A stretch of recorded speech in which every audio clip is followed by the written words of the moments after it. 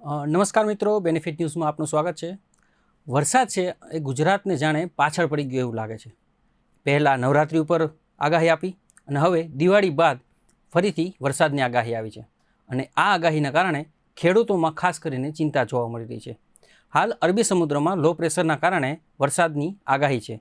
ગુજરાતમાં લગભગ 7 દિવસની આગાહી કરવામાં આવી છે. એમાં ખાસ કરીને દક્ષિણ, સૌરાષ્ટ્ર અને ઉત્તર ગુજરાતમાં વરસાદની આગાહી કરવામાં આવી છે. તો આપણે આ વિશે વિગતવાર જાણીએ હવામાન નિષ્ણાંત પરેશ ગોસ્વામી સાહેબ સાથે પાછું કે એ શું છે માહિતી સમગ્ર અને ગુજરાતમાં કયા કયા વિસ્તારોમાં વરસાદ પડી શકે છે. તો પરેશભાઈ, સૌથી પહેલાં અમને જણાવો કે ગુજરાતમાં આગાહી ક્યારથી કરવામાં આવી છે અને કયા વિસ્તારોમાં ખાસ ધ્યાન રાખવાની જરૂર છે. ચોક્કસથી મહેશભાઈ, જોવા જઈએ તો આમ તો 2025નું ચોમાસું છે તે ગુજરાતમાં પૂર્ણ થઈ ચૂક્યું છે. જે આપણે ભારત દેશની અંદર બે ચોમાસા આવે છે. એક આપણે 1 જૂને કેરળથી ચોમાસું ચાલુ થાય છે, જેને નૈઋત્યનું ચોમાસું આપણે કહીએ છીએ. અને એ નૈઋત્યનું ચોમાસું છે જ્યારે અત્યારે આપણે વિદાય છે, એમાં પણ ખાસ કરીને મધ્ય ભારતના ભાગો હોય, ગુજરાત, મહારાષ્ટ્ર, મધ્યપ્રદેશ, છત્તીસગઢ વગેરે આ તમામ વિસ્તારમાંથી જ્યારે ચોમાસાની વિદાય થાય છે એટલે પવનોની દિશા બદલે છે અને પવનો છે ઉત્તર પૂર્વના એટલે કે ઈશાન દિશાના પવનો ચાલુ થાય અને મધ્ય ભારતમાંથી ચોમાસું વિદાય લે તે પછી દક્ષિણ ભારતમાં ચોમાસું સક્રિય હોય, જેને ઈશાનનું ચોમાસું કહેવામાં આવે છે. એટલે નૈઋત્યનું ચોમાસું અત્યારે પૂર્ણ થઈ ગયું છે. દક્ષિણ ભારતમાં ઈશાનનું ચોમાસું ચાલી રહ્યું છે. સ્વાભાવિક રીતે અત્યારે જે તાપમાન છે ઊંચું હોય છે, કેમ કે હવે આપણે જે ઠંડીનો માહોલ છે, શિયાળાની શરૂઆતથી 10 નવેમ્બરથી લઈ અને 15 નવેમ્બર વચ્ચે શિયાળાની શરૂઆત થઈ ત્યાં સુધી મેઘ ઋતુનો આપણે સામનો કરતા હોય. લઘુત્તમ તાપમાન એટલે જે રાત્રિનું તાપમાન છે થોડુંક નોર્મલ હોય છે, દિવસનું તાપમાન અત્યારે ઊંચું હોય. અત્યારે દિવસનું તાપમાન છે 35 થી 38 ડિગ્રીની રેન્જમાં જોવા મળી રહ્યું છે. એટલે દિવસે આપણે કહીએ કે ઉનાળા જેવો અહેસાસ થતો હોય છે.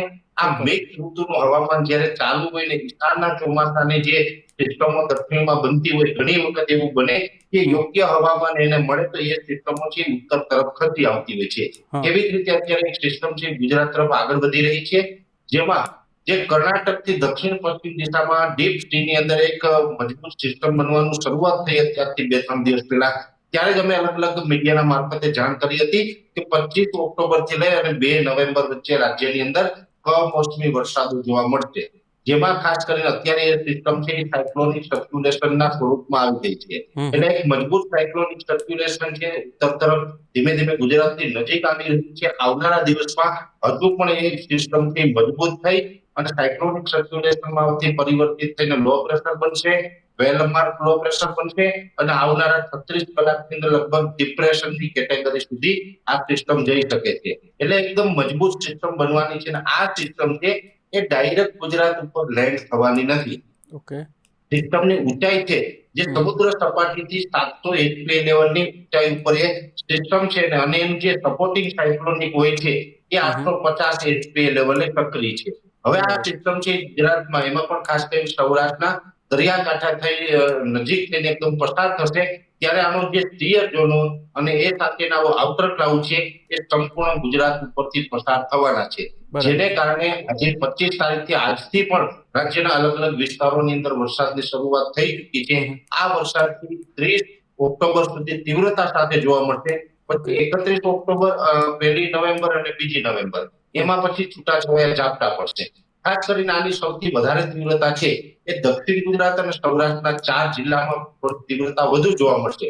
જેમાં દક્ષિણ ગુજરાતના વિસ્તારોની વાત કરવા જઈએ તો ભરૂચ, અંકલેશ્વર, નર્મદા જિલ્લો હોય, સુરત, વલસાડ, વાપી, નવસારી, બારડોલી, બીલીમોરા, ડાંગ, તાપી આ તમામ જે વિસ્તારો છે એની અંદર આજથી લઈને આવનારા 5 દિવસ સુધી 1 થી લઈને 1.5 ઇંચ અને 1-2 સેન્ટીમીટરની અંદર 2 ઇંચ સુધીના વરસાદ જોવા મળે તેવું અનુમાન છે. આ દક્ષિણ ગુજરાતના જે તમામ વિસ્તારોના નામ જણાવ્યા મહેશભાઈ, એમાં જરૂરી નથી કે સાર્વત્રિક બધા જ વિસ્તારમાં આવશે, પણ લગભગ 50 કે 60% વિસ્તારમાં તો આ વરસાદની અસર થવાની છે.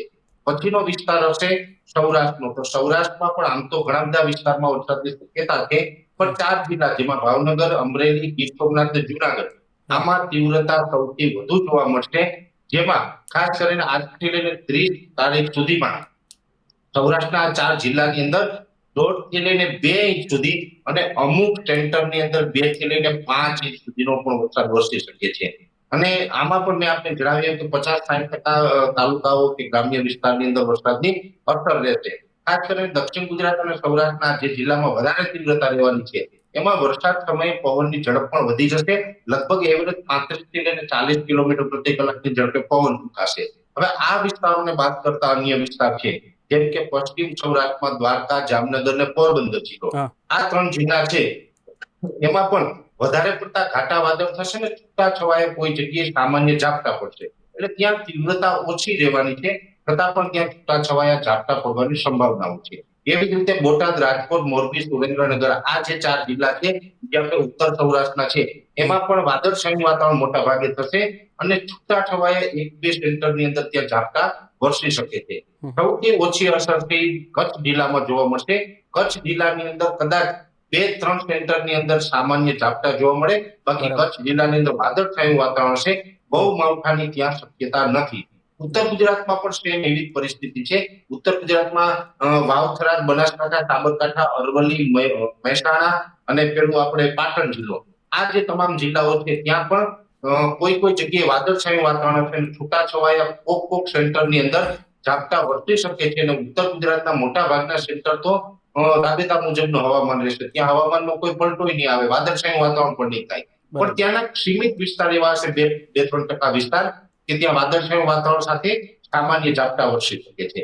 એવી રીતે મધ્ય ગુજરાતની અંદર અમદાવાદ, ગાંધીનગર, કપડવંજ, આણંદ, સાણંદ, નડિયાદ, ખેડા, વડોદરા છે, આ તમામ જે વિસ્તારો છે એમાં પણ છૂટા છવાયા ઝાપટા પડવાની શક્યતાઓ છે. ખાસ મધ્ય ગુજરાતનો જે ભાલ વિસ્તાર નજીક છે, ખંભાતનો અખાતથી નજીકના જે વિસ્તારો છે, તારાપુર સહિતના વિસ્તારો, તારાપુર હોય, આમોદ હોય, જંબુસર છે, જે ભાલ વિસ્તાર છે કે જેની અંદર ધોળકા ધંધુકા જેવા વિસ્તાર છે, એની અંદર થોડી ઝાપટાની તીવ્રતા વધારે રહેશે. બાકી છૂટાછવાયા સામાન્ય છાંટછૂટ થઈ શકે છે. મધ્યપ્રદેશ બોર્ડરે છોટાઉદેપુર, દાહોદ, ગોધરા, મહીસાગર જેવા વિસ્તાર છે, ત્યાં થોડી તીવ્રતા જોવા મળશે. ત્યાં અડધાથી લઈને 1 ઇંચ સુધીના ઝાપટા વરસી શકે છે. એટલે ઓલ ઓવર ગુજરાતની અંદર જોવા જઈએ તો લગભગ ઘણા ખરા સેન્ટરોની અંદર વરસાદની શક્યતાઓ છે. મહેશભાઈ, જેટલા પણ સેન્ટર મેં આપને જણાવ્યા છે એ તમામ સેન્ટર, આમ તો આપણે જિલ્લા વાઇઝ વાત કરી છે, પણ જરૂરી નથી કે જિલ્લાનું નામ આપ્યું હોય જિલ્લાના તમામ ગામોની અંદર થાય. તો 50 થી 60% વિસ્તારને તો આ અસર કરવાની છે. અને આ જે માવઠાનું જે રાઉન્ડ છે, આ રાઉન્ડ છેલ્લો નહીં હોય. આ રાઉન્ડ પૂર્ણ થતો 2 તારીખે, પછી પણ એકાદો સામાન્ય રાઉન્ડ આવી શકે છે. પણ અત્યારનું જે આ રાઉન્ડ છે, આ થોડોક હેવી રાઉન્ડ કહેવામાં આવે. આ રાઉન્ડની અંદર અત્યારે તમે જે શરૂઆતમાં વાત કરી છે કે અત્યારે ખરીફ પાકનું હાર્વેસ્ટિંગ, ખાસ કરીને મગફળીના પાકડા પડેલા છે, બીજા અન્ય પાકો છે, એનું પણ હાર્વેસ્ટિંગ ચાલુ છે. તો આ જે અત્યારે ખરીફ પાક છે એની અંદર ખૂબ મોટું નુકસાન થાય એવી પણ સંભાવનાઓ છે. આપના માધ્યમથી ગુજરાતના જે આપણે ખેડૂત ભાઈઓ છે એને હું અપીલ કરું છું કે આ માવઠાની આજથી શરૂઆત થઈ છે, તો બને ત્યાં સુધી આપણો જે ખરીફ પાક છે એને તાત્કાલિક ધોરણે સાચવી લેવો, તાડપત્રીથી કવર કરી લેવો, જેટલું પણ સચવાય સાચવવાનો પ્રયાસ કરવો. કેમ કે આજે પહેલો દિવસ છે, આવતીકાલથી આની તીવ્રતામાં ધીમે ધીમે વધારો થવાનો છે. રાજ્યના અનેક વિસ્તારમાં વરસાદ છે જોવા મળી શકે છે. હા, બીજું પરેશભાઈ, એક તો કે દરિયામાં અત્યારે કરંટ જોવા મળી રહ્યો છે. અમુક બંદરો પર સિગ્નલો પણ 3 નંબરના એવી રીતે લગાવી દેવામાં છે. તો દરિયાકાંઠાના વિસ્તારોમાં ગુજરાતનું કેવું રહેશે વાતાવરણ અત્યારે? પહેલા તો આપના માધ્યમથી માછીમાર ભાઈઓને અપીલ કરવામાં આવે છે કે હાલ દરિયો ન ખેડવો. 5 નવેમ્બર સુધી દરિયામાં ન જવું, કેમ કે દરિયામાં કરંટ ચોક્કસથી જોવા મળશે. આ સાયક્લોનિક સર્ક્યુલેશન છે. અત્યારે સ્વાભાવિક રીતે જોવા જઈએ તો પોસ્ટ મોન્સૂન સાયક્લોનની સિઝન પણ ચાલી રહી છે. ભારતની અંદર જેમ 2 ચોમાસા આવે છે, સાયક્લોનની પણ 2 સિઝન આવે છે. એક હોય છે પ્રી મોન્સૂન સાયક્લોન સિઝન અને એક હોય છે post monsoon cyclone season. Pre monsoon cyclone season થી 15 એપ્રિલ થી લઈ અને 15 જુલાઈ સુધી ચાલતી હોય છે. એ પછી આપણે 15 સપ્ટેમ્બર બાદ થી 15 નવેમ્બર સુધીનો સમયગાળો હોય એમાં પોસ્ટ મોન્સૂન સાયક્લોન સિઝન ચાલતી હોય. એટલે અત્યારે પોસ્ટ મોન્સૂન સાયક્લોન સિઝન છે. દરિયાઈ તાપમાનથી સ્વાભાવિક રીતે આ બંને સિઝનની અંદર અપ થતું હોય છે. જેવી રીતે એપ્રિલ, મે કે જૂન મહિનાની અંદર પણ દરિયાઈ તાપમાન ઊંચાય, જમીની તાપમાન ઊંચાય, એવી રીતે અત્યારે આપણે આ ઓક્ટોબર મહિનાનું છેલ્લું અઠવાડિયું ચાલી રહ્યું છે મહેશભાઈ, જમીની તાપમાન પણ અત્યારે ઊંચકાયું છે. લઘુત્તમ તાપમાન નોર્મલ છે, પણ જે મહત્તમ તાપમાન છે, દિવસનું તાપમાન અત્યારે 35 થી 38 ડિગ્રીની રેન્જમાં છે. તો દરિયાઈ તાપમાન છે 28-29 ડિગ્રીની આસપાસ છે. જ્યારે પણ દરિયાની અંદર કોઈ વરસાદની સિસ્ટમ બને અને એ સિસ્ટમને ઊંચું તાપમાન મળે તો એક નવી એનર્જી ક્રિએટ થાય છે અને જે સિસ્ટમ છે વધુ મજબૂત થતી હોય છે. ત્યારે અત્યારે દરિયાઈ તાપમાન ઊંચું છે, આ સાયક્લોનિક સર્ક્યુલેશન થી ડિપ્રેશન સુધી તો જવાનું છે. જોકે અત્યારે સાયક્લોન બને તેવી શક્યતા ઘણી ઓછી છે, કેમ કે આ જે સિસ્ટમ છે ડીપ સીમાં નથી. માની લઈએ કે આ સિસ્ટમ કદાચ દિશા ચેન્જ કરીને ડીપ સી તરફ જાય તો હા, સાયક્લોન બને એવી શક્યતાઓ પણ રહેલી છે. બરાબર. જોકે સાયક્લોન કદાચ બનશે, અત્યારે આપણે સાયક્લોનની આગાહી નથી કરતા, કદાચ માનો કે બને તો હમ. હું આપણા માધ્યમથી પ્રથમ વખત નામ પણ જણાવી દઉં છું કે આ સાયક્લોન બનશે તો આ સાયક્લોનનું નામ હશે મોન્થા, જે અચ્છા. થાઈલેન્ડ દેશ તરફથી આપવામાં આવશે. હમ. માની લઈએ કે આ સિસ્ટમ સાયક્લોન સુધી નથી જતી તો આના પછી પણ ભવિષ્યમાં કોઈ પણ સાયક્લોન બનશે, અરબ સાગરમાં બને કે બંગાળની ખાડીમાં બને, કોઈ પણ જગ્યાએ આપણે સાયક્લોન બનશે બેમાંથી એક જગ્યાએ, ત્યાં મોન્થા નામનું જ સાયક્લોન હશે હવે પછી ઓકે. જે સાયક્લોન બનશે. હા, હા. પણ અત્યારે શક્યતાઓ ઓછી છે. પણ હા, એક ચોક્કસથી છે કે આ સાયક્લોનિક સર્ક્યુલેશન ડિપ્રેશન સુધી જાય તો ડિપ્રેશન છે જેને કારણે દરિયામાં ઊંચા મોજા ઉછળે, દરિયામાં હમ. કરંટ જોવા મળે, હમ. દરિયો તોફાની જોવા મળે. એટલે હમ. આપણે જે દરિયા કાંઠે અત્યારે વેકેશનનો માહોલ છે, કોઈ પ્રવાસી ફરવા જતા હોય તો એમણે પણ સાવચેતી રાખવી પડશે, કેમ કે ઊંચા મોજા ઉછળવાની શક્યતાઓ છે. અને હમ. સાથે દરિયો તોફાની હોવાથી માછીમાર ભાઈઓએ પણ હમણાં દરિયો ન ખેડવો જોઈએ. એટલે હમણાં થોડું સાવધાની રાખવાનો સમય ચોક્કસથી દેખાઈ રહ્યો છે. હમ. બીજું પરેશભાઈ એ જણાવું કે ઉત્તર ગુજરાતમાં આજે વરસાદની અમુક જિલ્લાઓમાં શરૂઆત થઈ છે, થોડા થોડા ઝાપટા પડ્યા છે, વધારે વરસાદ નથી, થોડા થોડા ઝાપટા છે. તો આવનારા દિવસોમાં ઉત્તર ગુજરાત અને કચ્છ માટે કેવું રહેશે વાતાવરણ? ત્યાં પણ વરસાદની સંભાવના રહેલી છે?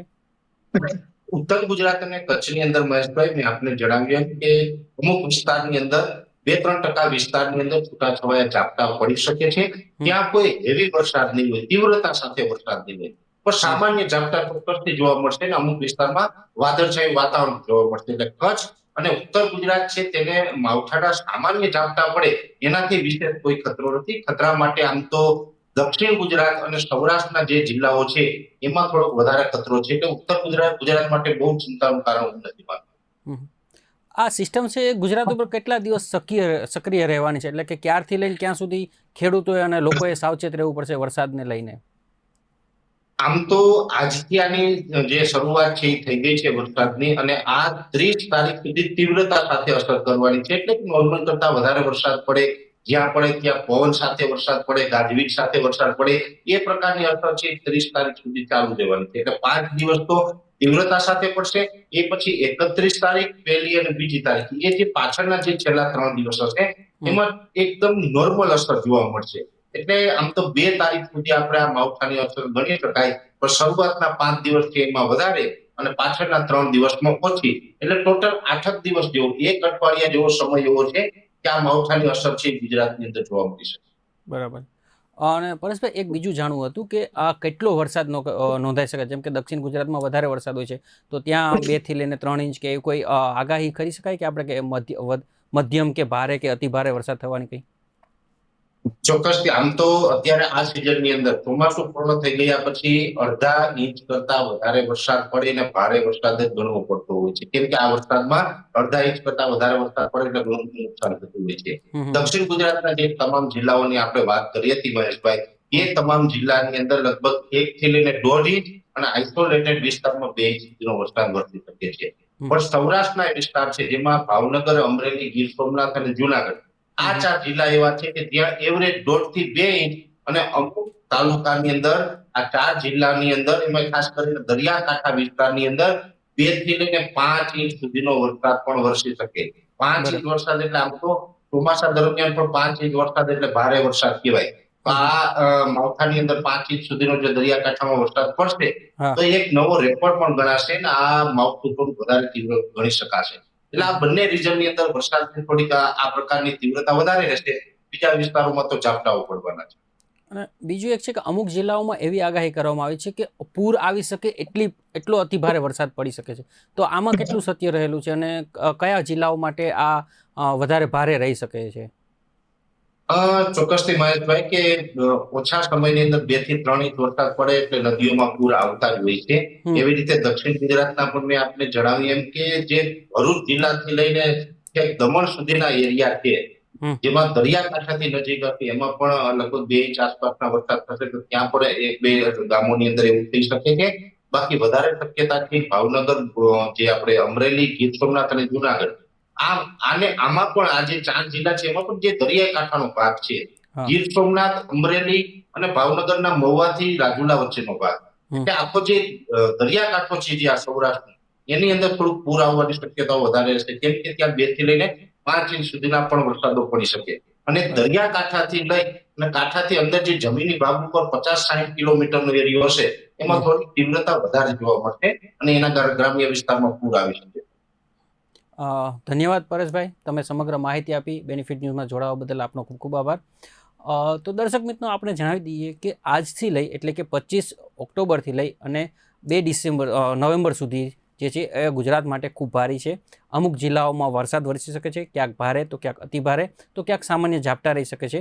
તો અત્યારે ખાસ કરીને જેમ પરેશભાઈ કીધું એ પ્રમાણે માછીમારોને દરિયો ન ખેડવાની સૂચવવામાં આવે છે. અને બીજું, ખેડૂત ભાઈઓ માટે પણ ખૂબ માઠા સમાચાર કહેવાય કે અત્યારે એમને લણણીની સિઝન છે, અત્યારે મગફળી અને બીજા અન્ય પાકોને લણણીનો સમય છે અને ત્યારે જ જો વરસાદ આ રીતે વરસે તો એ લોકોને ભારે નુકસાન થઈ શકે છે. તો એમને ખાલી એટલું જ કહેવામાં આવે છે અહીંયા બેનિફિટ ન્યૂઝ તરફથી કે તમારે પોતાની જે પાક છે એને સાચવી લેવાનો. આ આગાહી છે એને સામાન્ય ના ગણવી. ભારેથી અતિ ભારે વરસાદ થવાની મોટાભાગની સંભાવના છે, કેમ કે અત્યારે અરબી સમુદ્રમાં સિસ્ટમ જે છે એ ખૂબ સક્રિય થઈ છે અને આને લગભગ સમગ્ર ગુજરાત ઉપર ભારે વરસાદની આગાહી રહેલી છે. બસ આવા જ ઇન્ફોર્મેટિવ વિડીયો જાણવા માટે તમે જોડાયેલા રહો બેનિફિટ ન્યૂઝ સાથે.